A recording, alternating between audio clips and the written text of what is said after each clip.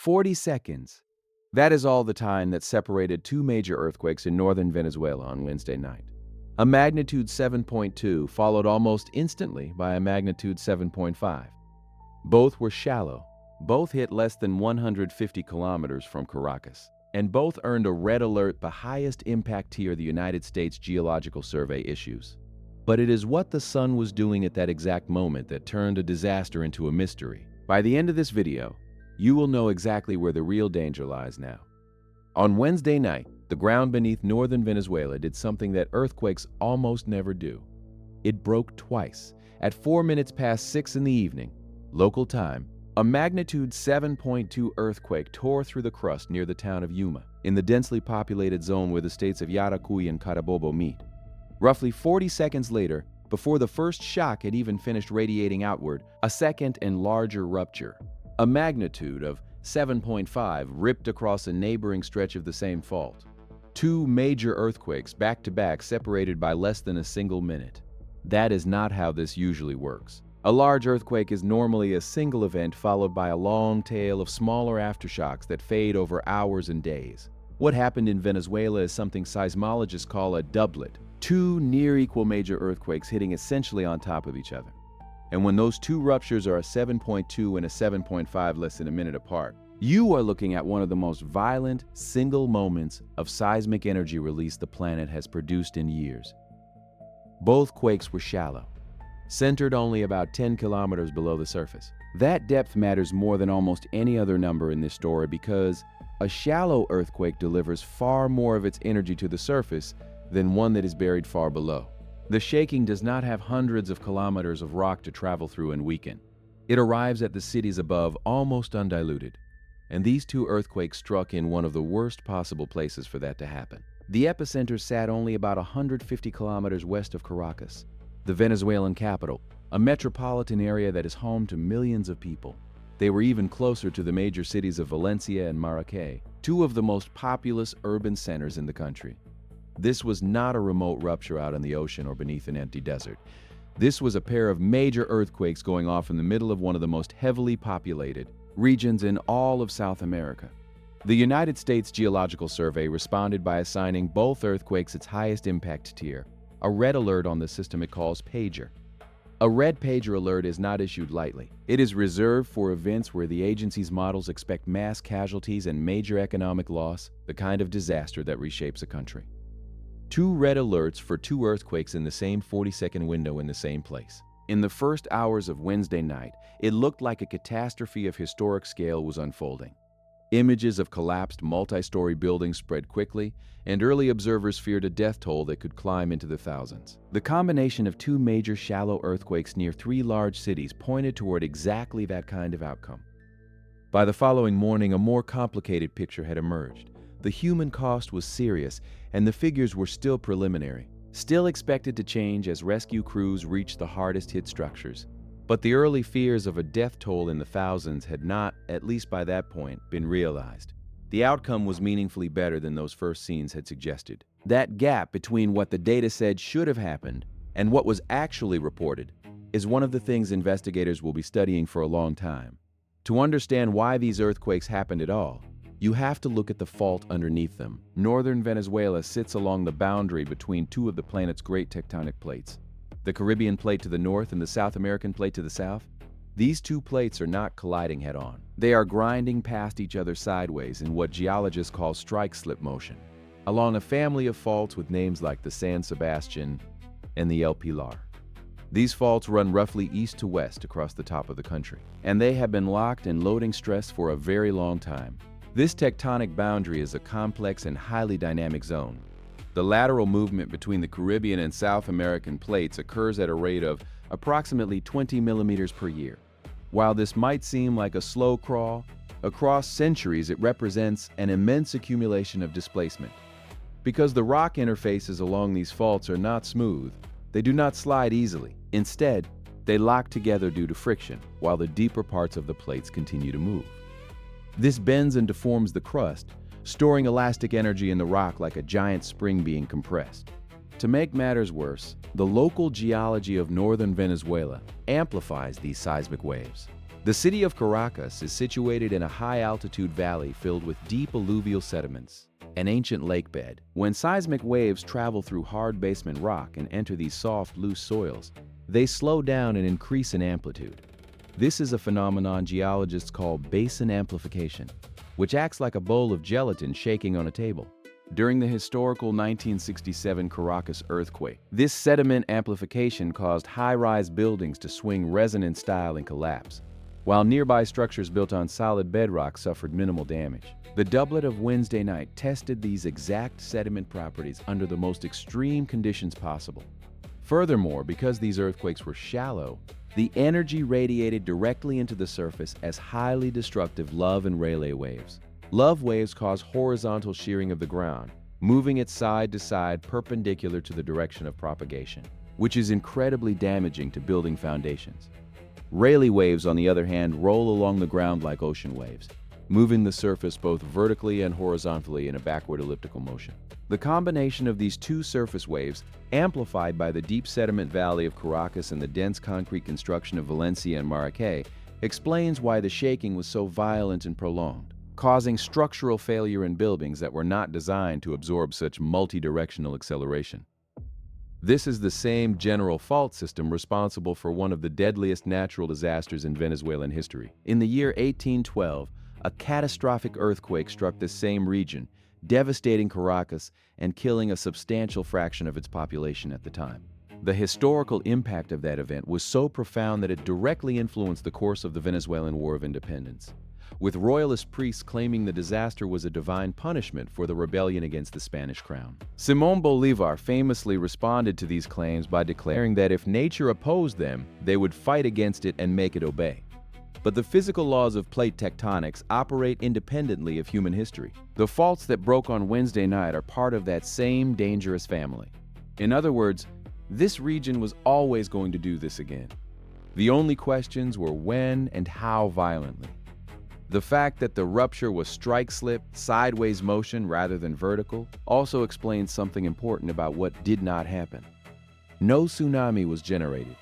The tsunami warning systems recorded a flag of 0 for these events because a sideways rupture on land does not lift a column of ocean water the way a vertical thrust on the seafloor does. The danger here was never the sea. It was the shaking itself and the building standing on top of it.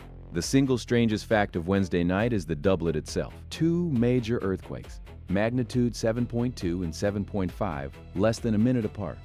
How does that happen? The explanation is both elegant and a little unnerving. It is called earthquake-to-earthquake triggering, or Coulomb stress transfer. When the first fault segment ruptured near Yuma, it did not simply release its stored energy and stop. It redistributed that stress onto the neighboring segment of the fault system.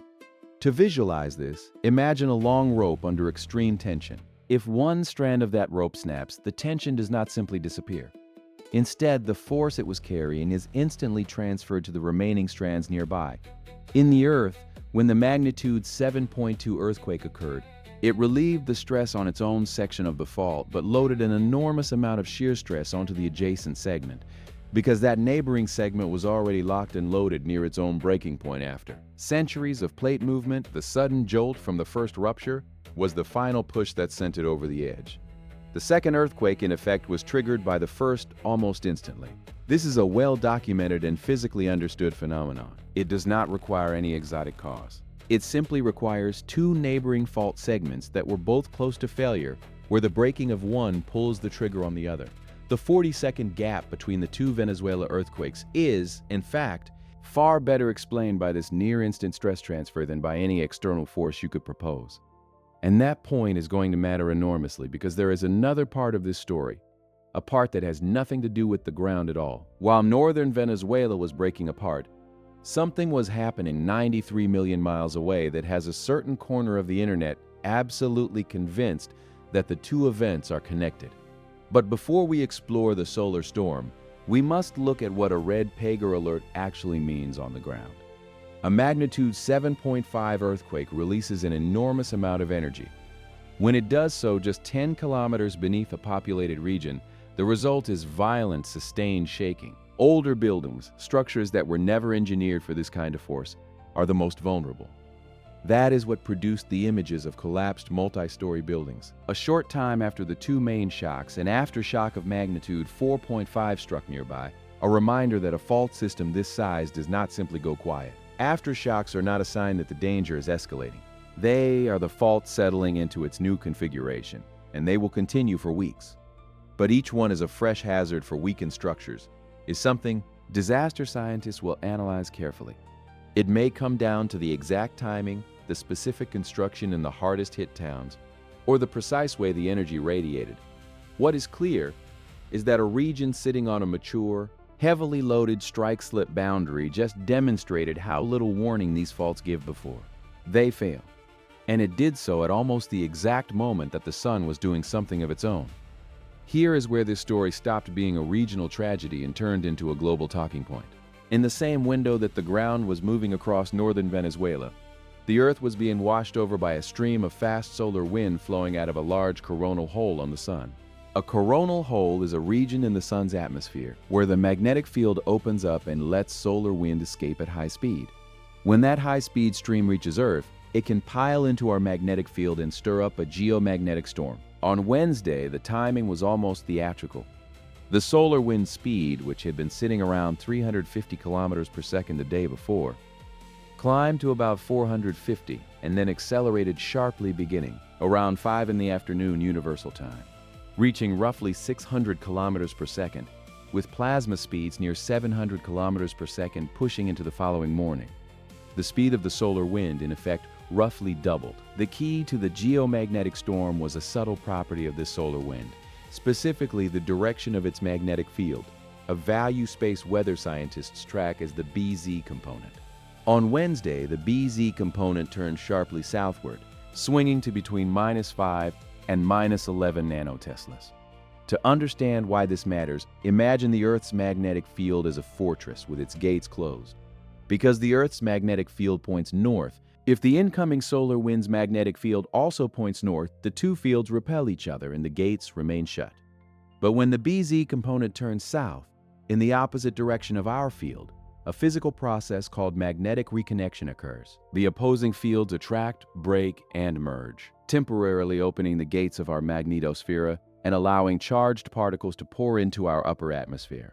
This reconnection process initiates what scientists call the Dungy cycle, a large-scale circulation of magnetic flux and plasma through the Earth's magnetic field. When the southward BZIMF merges with the Earth's dayside magnetic field, the solar wind drags these reconnected magnetic lines over the poles and into the magnetotail, the long magnetic tail stretched out behind our planet. As more magnetic flux accumulates in the tail, it becomes stretched and highly stressed, storing magnetic energy. Eventually, this tail snaps back in a process of tail reconnection, blasting high-energy plasma back toward the Earth's night side and generating powerful electrical currents. These currents flow down the magnetic field lines into the auroral ionosphere, creating auroral electrojets and driving the geomagnetic storm observed on the ground. The result of this complex cycle was a geomagnetic storm, a minor one, what forecasters classify as a G1 storm, with the planetary activity KP index reaching 5 and peaking in the early hours of the following morning. Space weather forecasters issued storm warnings overnight. To be clear about scale, a G1 is the mildest category of geomagnetic storm. On a normal day, its most visible effect is pushing the auroras a little farther south than usual and causing minor fluctuations in power grids that operators routinely manage. By the middle of the following day, the solar wind had already eased back, and conditions were settling toward quiet. This was not a historic space weather event. It was a common run-of-the-mill disturbance of the kind the Earth experiences many times a year, and that ordinariness is going to be central to the question everyone started asking that night. Now line up the clocks. The solar wind sharply escalated starting around 5 in the afternoon Universal Time. The cluster of major earthquakes hit in the 10:00 hour that same evening. To a body of speculative thinking that argues the sun can trigger earthquakes, this overlap reads like a confession. So, let us take that idea seriously, then let us look at what the data actually says. Given this simultaneous display of cosmic and terrestrial power, a crucial question emerges. Do you believe that mainstream science is ignoring subtle, real connections between solar activity and the Earth's core due to academic dogmatism? Or do you agree that theories linking solar storms to earthquakes are just speculative pseudoscience, built on coincidences? Let us know your detailed thoughts in the comments so we can discuss the physical data. The claim that solar activity can trigger earthquakes is not pure invention. There is a genuinely contested body of scientific literature that has looked for statistical links between solar and geomagnetic activity and the timing of earthquakes. The proposed mechanisms get fairly creative. Some researchers have suggested that the rapidly changing magnetic fields during a solar storm could induce electrical currents known as telluric currents in the conductive rock of the crust, subtly nudging the stress or the fluid behavior along a fault that is already near failure through piezo-electric effects in quartz-rich rocks. Others have hypothesized a chemical and fluid dynamic mechanism. According to this view, these solar-induced telluric currents traveling through the fault plane could cause electrolysis of pore water within the fault gouge. This electrolysis would split water molecules into hydrogen and oxygen gases, drastically increasing the pore pressure within the tiny spaces of the rock. This rise in pressure would act as a hydraulic jack, reducing the effective normal stress holding the two sides of the fault together and allowing them to slide. Alternatively, electroosmosis could force water to migrate into the fault core, lubricating the contact surfaces. There are even researchers who look for atmospheric lithospheric precursors, studying how massive releases of radon gas from active fault lines before an earthquake can ionize the local air. This ionization, they suggest, alters the electrical conductivity of the atmosphere, creating a column of charged air that projects up into the ionosphere. During a solar storm, the electromagnetic interactions between the ionosphere and this ionized atmospheric column could hypothetically feed back into the fault line, creating a closed loop of electromagnetic stress that could trigger a rupture. However, while these chemical, electrical, and ionospheric processes can be replicated in laboratory settings or modeled in computer simulations, the quantitative reality of the Earth is far different. The electrical energy deposited in deep crustal rocks by a minor G1 storm is measured in microjoules, an amount of energy completely dwarfed by the gigapascals of tectonic pressure holding the plates in place. Furthermore, we must look at the true scale of the forces at play. A magnitude 7.5 earthquake releases approximately 47 petajoules of energy, equivalent to 11 megatons of TNT or 750 Hiroshima atomic bombs. This titanic force is generated deep within the Earth, driven by the massive convective currents of the mantle, a heat engine powered by the decay of radioactive isotopes in the planet's core. In comparison, the total electrical energy induced in the Earth's crust by a G1 geomagnetic storm is infinitesimal, a tiny fraction of a joule per cubic meter. The electromagnetic forces are simply far too weak by many orders of magnitude to overcome the friction holding massive tectonic plates together. The strongest argument against a common solar cause is tectonic, sitting right there in Wednesday's own data. The Venezuela earthquakes were strike-slip ruptures, two plates grinding sideways past each other. The major earthquake that struck off the coast of Japan that same evening was a completely different beast, a subduction zone rupture where one plate dives beneath another. These are two fundamentally different fault mechanisms on opposite sides of the planet. For a single external trigger to reach down and set off both of them within 25 minutes, while somehow leaving untouched the thousands of other faults around the world that are also sitting near failure, is extraordinarily difficult to defend physically. A real trigger would not be that selective. So, the grounded reading is this. Northern Venezuela sat on a mature overloaded fault that was overdue to fail. And when it failed twice in seconds because one rupture triggered its neighbor. The solar storm was real, but it was ordinary space weather, and its overlap with the earthquakes was a coincidence. An unsettling coincidence, but a coincidence. And the reason that coincidence felt so compelling has everything to do with the rest of what the planet did that night. Wednesday was not just Venezuela.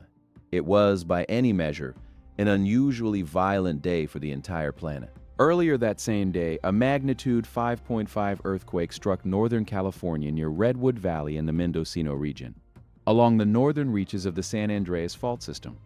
Then came Venezuela, and then, just about 25 minutes after the Venezuela doublet, a magnitude 6.9 earthquake struck off the east coast of Japan near the city of Kuji. The Japanese earthquake was a subduction zone event centered roughly 50 kilometers below the surface, offshore enough to prompt a tsunami warning. The California earthquake earlier in the day came from yet another system entirely.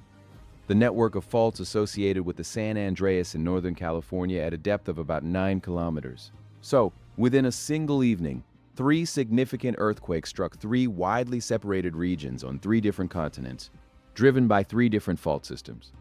The 2 largest, Venezuela and Japan, hit within about 25 minutes of each other on nearly opposite sides of the world. You can understand why watching this unfold in real time. It felt like the entire planet was ringing like a bell. But the global baseline tells the sober story, with roughly 15 magnitude 7 earthquakes and more than 100 magnitude 6 events scattered across an average year. Multiple large quakes on the same day is statistically uncommon, but genuinely not unheard of. Over the 7-day window surrounding these events, the global catalog logged about 103 earthquakes of magnitude 4.5 or greater, which is well within the normal range. The planet was not behaving abnormally. It was behaving like the planet on a day when the dice happened to come up loud. And the very fact that those 3 quakes came from 3 unrelated fault systems is the same reason. A single solar trigger does not hold up. They had nothing in common except the calendar.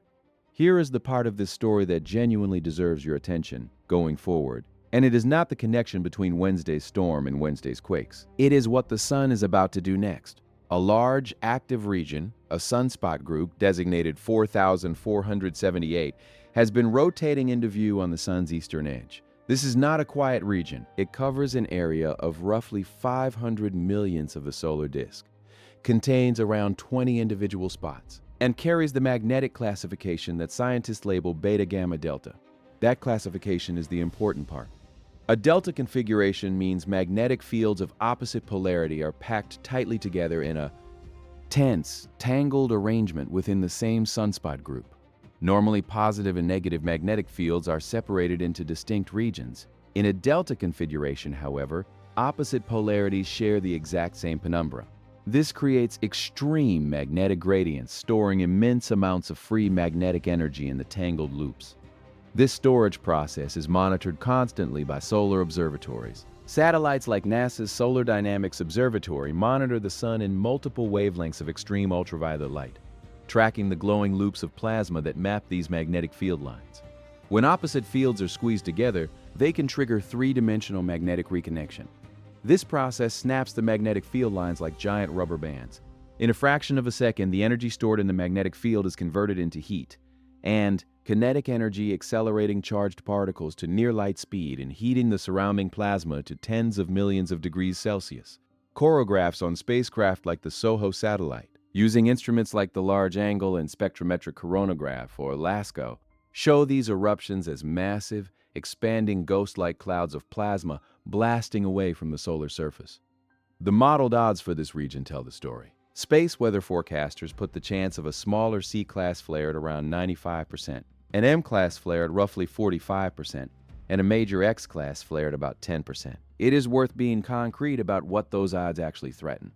A major X-class flare can cause wide-ranging radio blackouts on the daylight side of the Earth within minutes. The intense burst of X-rays and extreme ultraviolet radiation ionizes the D layer of the ionosphere, completely absorbing high-frequency radio signals used by aviation, maritime communications, and emergency services. More importantly, if this active region launches a coronal mass ejection aimed at us, that cloud of billions of tons of charged particles can arrive a day or two later and drive a far stronger geomagnetic storm than the minor G1 storm we just experienced. That is the kind of event that can stress power grids by inducing geomagnetically induced currents in transmission lines, potentially damaging high-voltage transformers. When a coronal mass ejection hits the Earth, its magnetic field compresses our magnetosphere. This rapid compression changes the magnetic field at the Earth's surface, inducing electric fields in the ground according to Faraday's law of induction. These induced electric fields drive quasi-DC currents, known as geomagnetically induced currents, into power lines through the neutral grounding points of high-voltage transformers. Because these transformers are designed to handle alternating current, the entering direct current drives the transformer core into magnetic saturation. This saturation causes the transformer to draw massive amounts of exciting current, leading to extreme heating of the copper windings, the decomposition of transformer oil into explosive gases, and eventual physical melting of the insulation. A major geomagnetic storm can destroy dozens of these massive custom-built transformers simultaneously, causing long-term, catastrophic blackouts that would take months or even years to repair. In addition to ground-based infrastructure, these events pose a significant threat to assets in orbit. When the Earth's upper atmosphere is hit by the extreme ultraviolet radiation of a solar flare, the gas layers expand outward, increasing atmospheric density at low Earth orbit altitudes. This expansion creates an unexpected force of drag on low-altitude satellites, such as SpaceX's Starlink constellation. If operators do not act quickly to raise the orbits of these satellites, the drag forces can cause them to lose velocity and fall back to Earth in a fiery re-entry. In February of 2022, a relatively minor geomagnetic storm triggered this exact atmospheric expansion, causing 40 newly launched Starlink satellites to fail and burn up in the atmosphere within a single day. This is a real risk that operators must actively manage during space weather events. None of that is speculative. It is the well-understood consequence of a flare-capable region pointed directly at Earth. Right now, that region is still near the edge of the sun, which means its measurements carry some uncertainty and its energy is not pointed at us. But that is changing fast. As the coming days unfold, Sunspot region 4478 is expected to rotate to face Earth directly. And when a magnetically complex flare-capable region turns to face us head-on, the odds of an Earth-directed flare or even an Earth-directed coronal mass ejection climb significantly. That is a documented, forecastable risk, and it is a far more concrete reason for concern than any unproven link to Wednesday's earthquakes. So, where does this leave us? In the immediate term, the situation in northern Venezuela is still developing.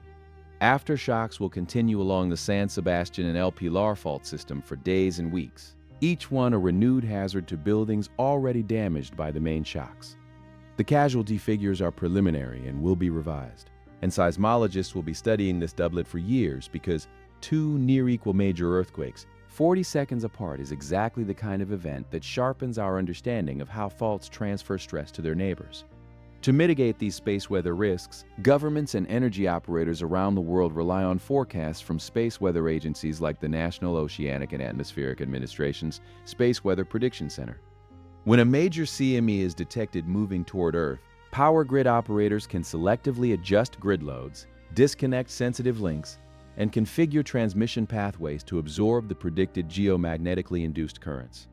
While we cannot stop a solar storm from hitting our planet, our ability to monitor these solar disturbances allows us to defend our global infrastructure and prevent a civilization-ending blackout.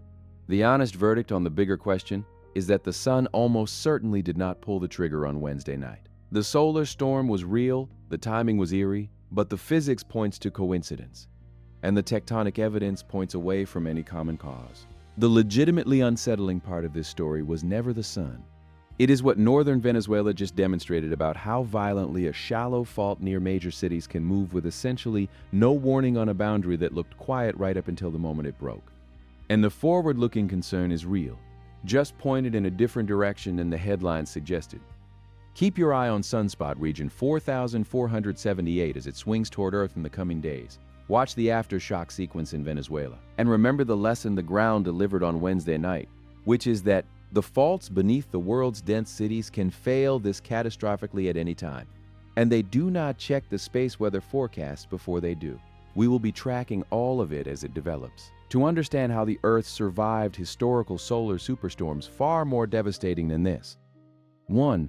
And what would happen if a Carrington-level event hit our modern technology today? Click on the video appearing on your screen now.